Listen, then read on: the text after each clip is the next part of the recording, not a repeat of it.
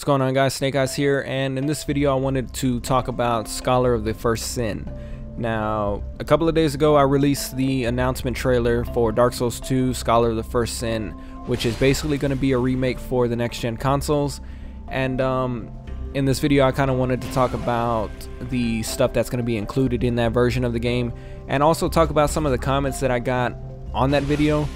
For the most part, I'm going to start off with the technical things that are going to be included in the game, and for the most part, all of the platforms are going to be receiving this in a patch, and for the next gen console, they're just going to be, it's already going to be in the game. But for all the consoles, all the platforms, additional NPCs are going to be added for an enhanced story experience, and that's their quote, that's not mine. Parameters adjusted for improved game balance, which I'm assuming is going to be buffs and nerfs to certain things that may or may not need it. Augmented item descriptions, which I'm assuming is going to go hand in hand with the additional NPCs, basically trying to make the stories mesh a little bit better. Improved online matchmaking functionality. Now, I personally never had a problem with online. For those who have, I'm assuming that's going to be a pretty big one for you guys. And the stuff that's going to be exclusive to the PS4, Xbox One, and PC are going to be additional upgrades to graphics, sound, and performance, and an increase in maximum online players in a single session from 4 to 6. So that's going to be 6 people in a world at any given time. Now that I got that out of the way, I kind of wanted to talk about some of the comments that I got. For the most part, everybody was pretty much split down the middle. Either people were for it, people were against it, or people just really didn't care. At this point in time, though, seriously, I'd like to take the time to thank everybody who left a comment on that video. Not for leaving a comment on the video, but for being mindful to people who they were, I don't even want to call it arguing, because it wasn't even an argument. I guess debating is the more appropriate word. Everybody was really respectful. Everybody was really cool and chill with everybody, which is actually kind of a rarity nowadays. It seems like the community, as it gets bigger, seems to get a little bit more impatient, a little bit more, or a little bit less tolerant of people who don't necessarily agree with them. And seeing you guys being able to basically keep it civil and express your thoughts on the matter in a mindful and respectful way is something that I really do appreciate. It's just really mind-blowing, because I don't know, it's just something that I didn't think would I didn't think it was possible. And like I said, thank you all. I really appreciate it. That's what I'm all about. That's what I've always been all about, and seeing it really just makes everything I do really worth it. So thank you. Also, to list my views on the matter, I'm for the remake. I do see myself buying it when it does come out, and I do have my reasons for it. For people who are against it, and for people who are just really not interested in buying it, I respect that, and this is not me trying to convince you to buy it. This is just me explaining why I feel like it's good to buy it, if that makes sense. But don't take anything I say as me convincing you that it's worth a buy. I just want to explain a couple of things in the comments in a video format, because if I would have replied to everybody, I would just be typing for at least a couple of hours, and it's a rare thing that I don't reply to everybody, and in a way I kind of apologize for that, but it's easier for me to do it this way. Before I get into it, I got a comment from Jumper Check, and he was basically wondering how the PC version is going to work, if they were going to get on Steam a Dark Souls 2 Scholar of the First Sin game, and just be its own separate Dark Souls 2 game with all the included material, and people who have the current version of Dark Souls 2 were just going to be basically, you know, split in half. I personally don't think so. I think PC people are going to get off pretty easy. What I'm assuming is going to happen is they're just basically going to patch the PC version, and that's pretty much going to be it. I don't think they're going to have to spend any money. That's what I'm hoping, at least. And the reason I say that is because the two things that aren't going to be patched readily for people, or at least for the PS3 and the 360, are the additional upgrades to graphics, sound, and performance, which PC people don't need, and increase in maximum online players from 4 to 6, which again PC people aren't necessarily needing, because the reason it was 4, I think it was 4, the reason it was whatever number it was at this point in time was because the hardware couldn't handle it, and that was more on the console end than the PC end. So with this upgrade, I think the PC people are just going to get a patch, and everything will be fine with them. I could be totally wrong, so I'm just going to wait until there's more news, but for me, that's just what makes sense. Also, another comment that I got from, and I'm gonna fuck up this name bad, Misaka Makoto. Also been a part of this channel for a very long time, so I really do appreciate it. We've talked a couple of times. You've said that you're not pleased with this at all. Holding back NPCs, important story, fixes to frame rate, new atmosphere, new items, and all of this after they said they wouldn't be making DLC. They sold a game, made profit. They sold 3 DLCs and nearly doubled the profit, and now they're going to re-release the game on the next gen with cut content and quadruple the profit. Personally, in a way, I don't think that they're holding back NPCs intentionally, and I don't think that they're holding back anything that has to do with single player intentionally, only for the simple fact that what I'm assuming happened is that this was cut content. I do agree with that, but it was cut content because of time constraints.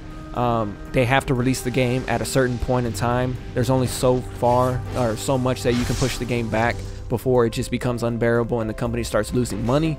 So while I do agree that it was cut content, I don't think that they're holding it back for the sole intentions of releasing the game for the next gen and saying this is what's new on it.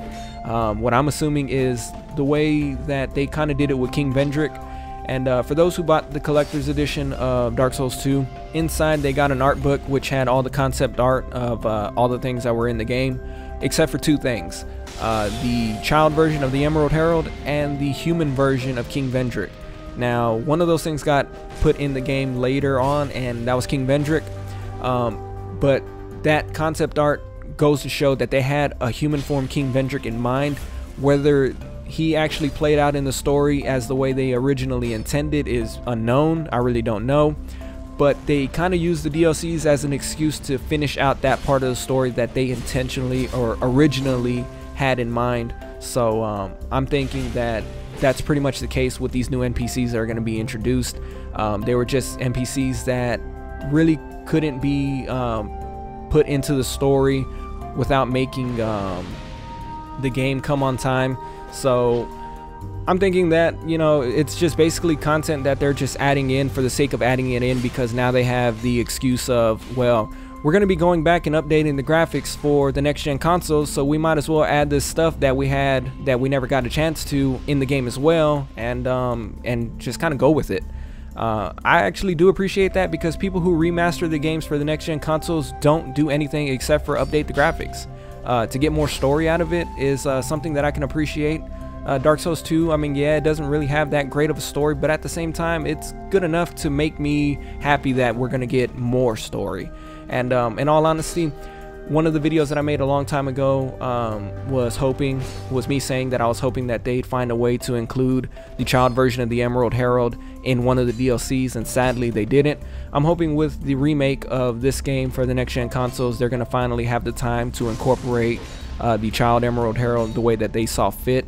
And like I said, it's concept art and it's out there, and to see something like that is actually something really cool, and it's kind of something that I've always wondered in my head, how would they have done it if they had more time? So I'm glad that they kind of had this quote-unquote excuse to go back in there and work on it some more, because at the end of the day, it just proves to be more story that I can enjoy, that we all can enjoy.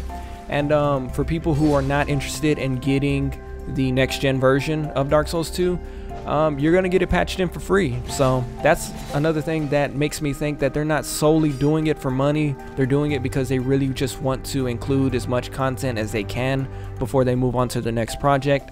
And in all honesty, that's something that I can respect. Yes, money does play a small part in it, because technically, or not technically, but realistically, money is the reason why everybody does what they do.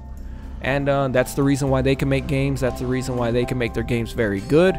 And yes, in a way, this is a way to make money, but they're not pretty much rubbing it in our faces. They're at least making an attempt to make the purchase feel justified. As far as like the fixes to the frame rate and all that stuff, I mean, yeah, I mean, I guess we could use it now. I guess they're just gonna wait, but at the same time, you know, all that stuff is just really unknown because, you know, I guess we're not really in it. The only, I guess, way that I can come at it is because my brother, he is interested in making his own game. He can code, he can do all that stuff. And one of the quotes that, you know, he said to me that I always remember, and it's because it makes sense, is that games are never finished, they're just released.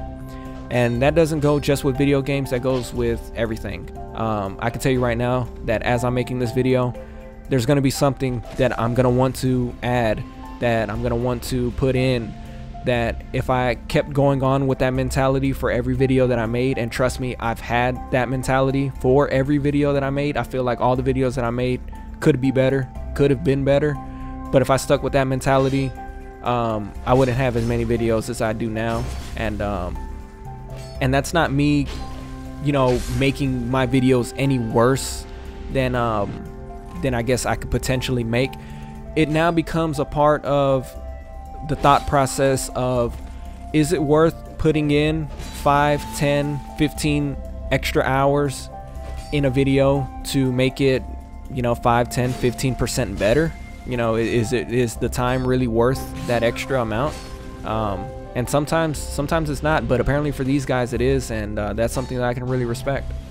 Explodax also made a very good comment on it, and he said, this game is the same as Dark Souls 1 with Prepare to Die edition, which I completely agree with. The best thing about this release is that people who don't want to buy this game will get everything that it offers except for the DLC for free as an update. And save data can be carried through. This was not the case with Dark Souls Prepare to Die. That's pretty much true. I mean, if I would have read that comment before I actually went on that rant, I could have just said that, and yeah, he basically summed it all up right there. It's basically like the Prepare to Die edition for Dark Souls 2. Since it's kind of the second thing that's gone on for this company, I wouldn't be surprised if Bloodborne had something like that along the lines as well, further along its release. I wouldn't be surprised if they did something like that. At the same time, I would be though, because it is an exclusive, so it's not like they can re-release it or anything like that, because I mean, it's already on the same console. The one thing that they could do, and this has nothing to do with anything, is probably re-release it on like the PC or something like that. Way off topic, don't even want to get into it, but that's just the way that I would find a solution for it. But like I said, way off topic, don't even worry about that. His comment summed it all up, and that's something that I really do agree with. Swinny UK also made a pretty awesome comment that I really do like, and he says, why can't this collection be with Demon Souls, Dark Souls 1 and 2? I'll buy it, but if I could have the whole series on my PS4, I'd be freaking over the moon. Please make this happen FromSoft. That's very true. It has nothing to do with the thing, but that's very true. If they remade Demon Souls and Dark Souls 1 for the PS4, that would be fucking epic. That would be really awesome. And in a way, it would make Demon Souls a little bit more known. A lot of us really started off with that game, and to replay it and kind of have people who didn't play it, who I guess are on the 360 or something like that, get their hands on it, would definitely be really awesome. And that's kind of something that that again I also agree with. It sucks, but hopefully one day they can re-release it. That would be really awesome, and that's another game that I would really buy. As far as the comments go though, everything else that I didn't mention, and if I didn't mention your comment, then I apologize, had something to do with one of those main points, or you know, something close to it.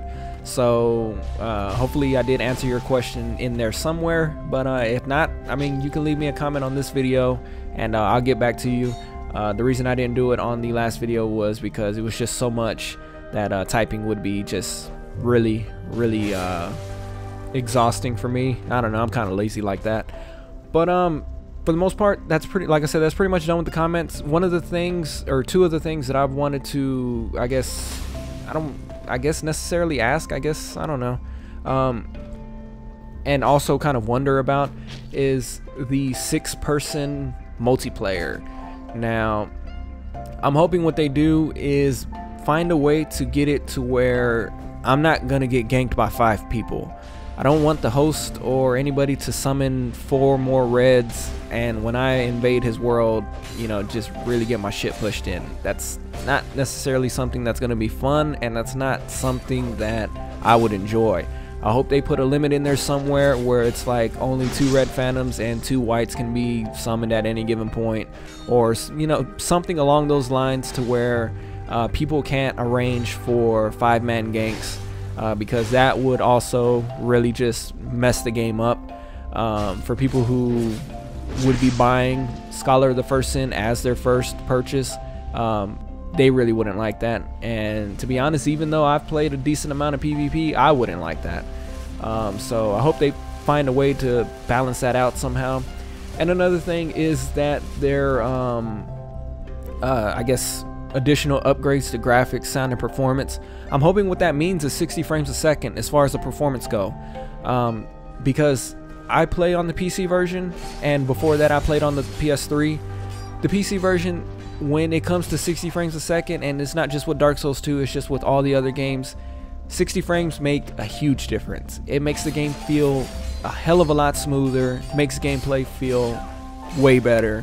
One example that I can use is that on the console version, it felt like when you parried somebody, it was because you predicted it. In the PC version, you can do it on reaction. Basically, it was that much better. And what I'm hoping is that next gen people get 1080p 60 frames a second, because it's just a lot better. It's just way better to play like that.